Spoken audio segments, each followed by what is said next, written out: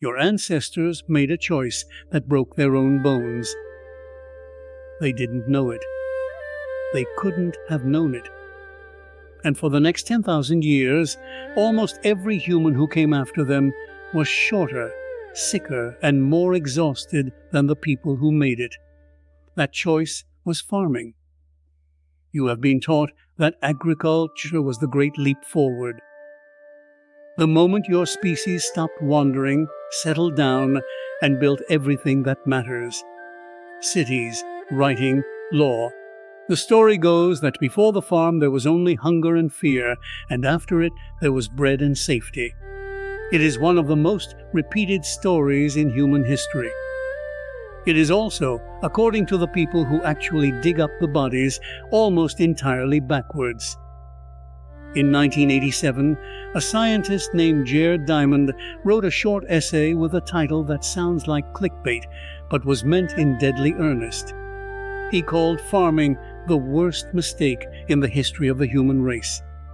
He was not being poetic. He was pointing at a mountain of evidence that had been quietly piling up in archaeology departments for decades. Evidence written not in books, but in teeth and spines and the thickness of leg bones. And what that evidence says is strange. When humans started to farm, their bodies got worse. Measurably, permanently for a very long time. So how could the thing that built civilization also be the thing that wrecked the people who started it? To answer that, you have to go back to the world before the first seed was ever planted on purpose. You have to meet the people who didn't farm at all. And you have to throw away almost everything you assume about how hard their lives were. In the 1960s, an anthropologist named Richard Lee went to live with the Juhansi, a group of foragers in the Kalahari Desert of southern Africa. He did something simple and devastating. He counted. He measured how many hours these people actually spent getting food. The desert is harsh. The popular assumption was that hunter-gatherers must work from dawn to dusk just to avoid starving. What Lee found was the opposite. Adults spent something like 15 to 20 hours a week on the work of feeding themselves. The rest of the time they rested, visited, told stories, played games, and slept. They ate dozens of different plant species and a steady supply of game. They were, in the language of the anthropologist Marshall Salins, the original affluent society. Not rich in things. Rich in time, now hold that image.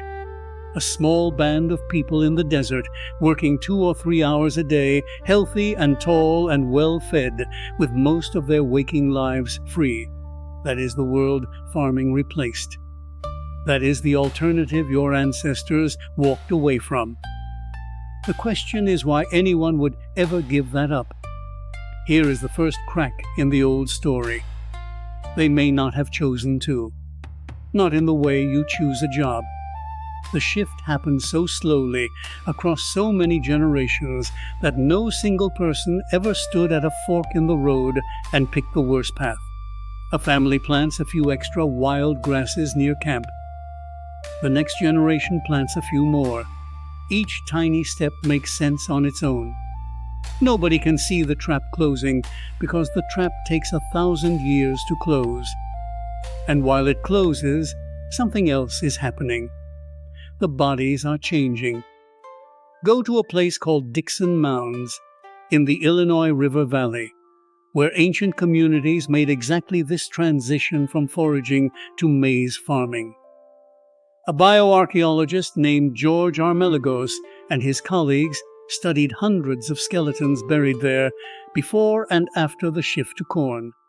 The bones told a brutal story. After farming arrived, the rate of tooth enamel defects rose sharply, the sign of childhood disease and hunger. Iron deficiency, visible as a spongy lesion on the skull called porotic hyperostosis, became 4 times more common. Bone infections increased. Life expectancy dropped. These were not occasional bad years. This was a population getting sicker and staying sicker for centuries. And it was not just Illinois. The anthropologist Clark Spencer Larson has spent his career reading the health of ancient populations from their skeletons across the globe, and the pattern repeats almost everywhere agriculture took hold. People got shorter. In parts of the eastern Mediterranean, average height fell by several inches after the adoption of farming and did not fully recover until the modern era. Cavities exploded because a diet of soft, sugary grain rots teeth in a way that wild meat and tough plants never did. Joints wore down from the grinding, bending, repetitive labor of working a field and a grindstone. So picture it now, the scene the bones describe.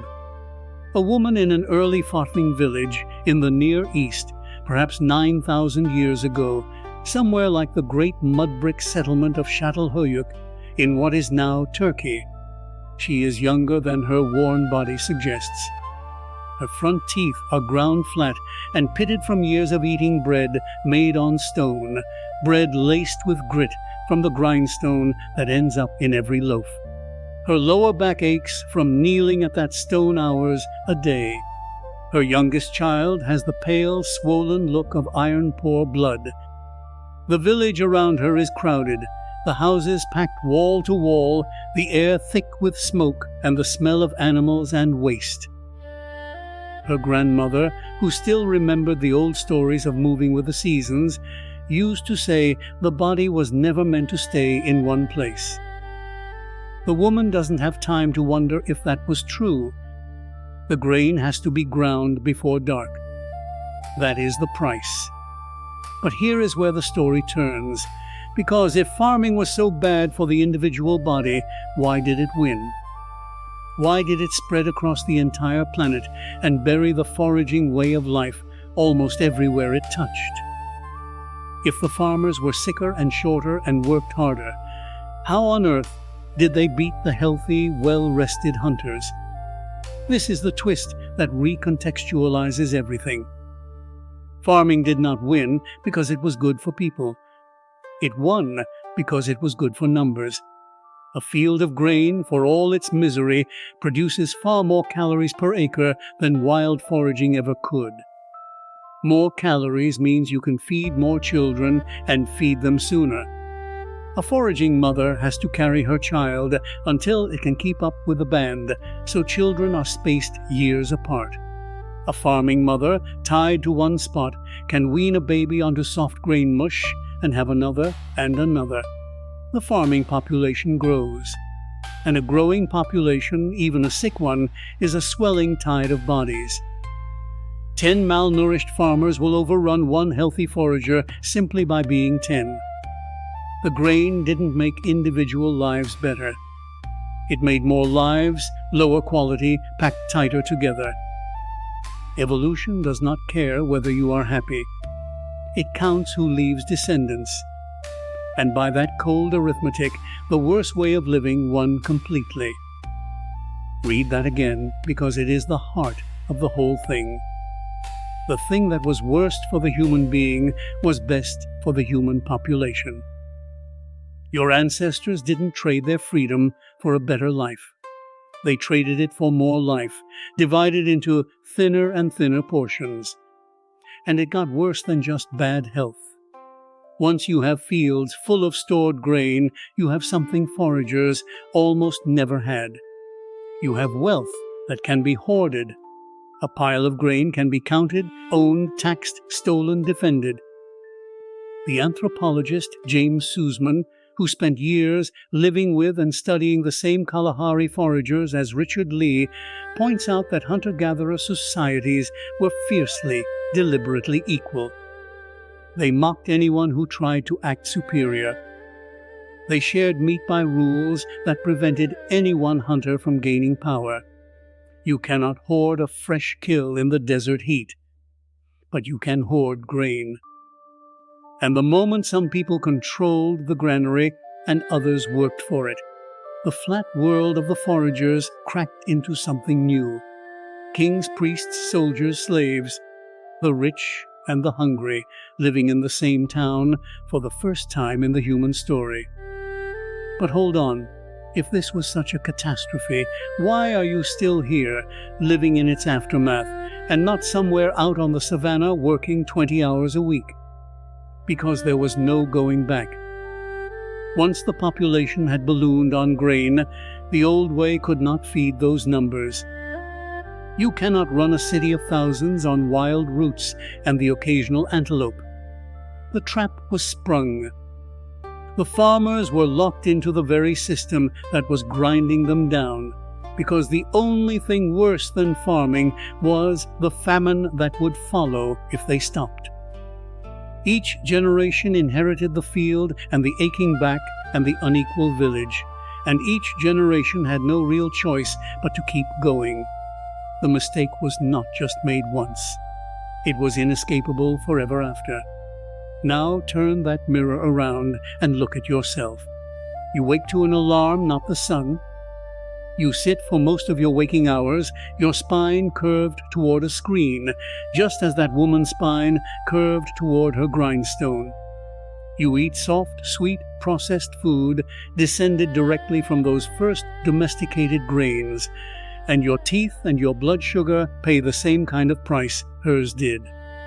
You work far more than 20 hours a week, and you tell yourself this is simply what it means to be human, to labor, to strive, to never quite have enough time. But it is not what it means to be human. For the vast majority of the time your species has existed, no human lived like this. The exhaustion you feel is not ancient. It is about 10,000 years old, and it began the day someone first decided to stay. You are living inside the longest consequence of a choice no one meant to make. The grain that shortened your ancestors built the world you cannot leave.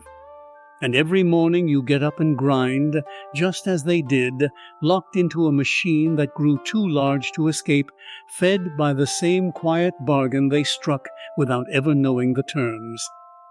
Your ancestors made a choice that broke their own bones.